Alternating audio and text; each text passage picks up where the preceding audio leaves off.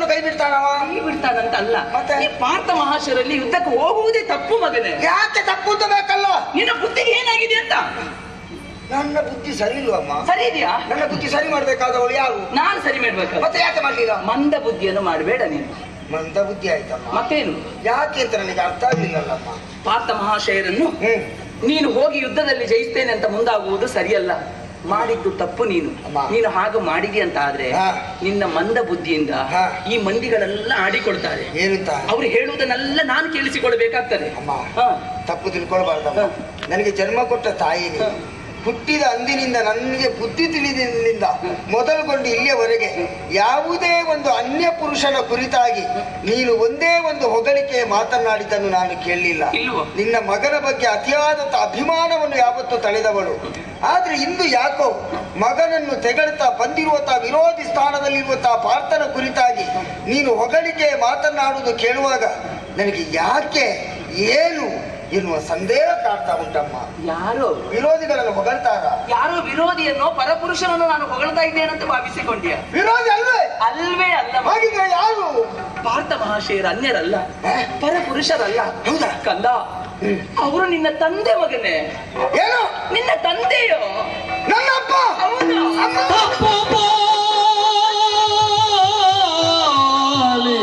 ಕೊಂಬುದು ಎಲೆ ತಾಯೇ ಎಲ್ಲ ಅಪ್ಪನಿಲ್ದರಿಯದಾದೆ ಎಲೆ ತಾಯೇ ಛತ್ರಿ ಪರಥಗಾಗಿ ನಾನು ಎಲೆ ತಾಯಿ ಕೃಷ್ಣ ಮಿತ್ರನ ವಾದಿಯ ತಲೆದೆ ಎಲೆ ತಾಯೇ ಅಮ್ಮ ತಾತನೆಂಬುದೆಂತು ಪಿಲ್ಲು ಎಲೆ ತಾಯೇ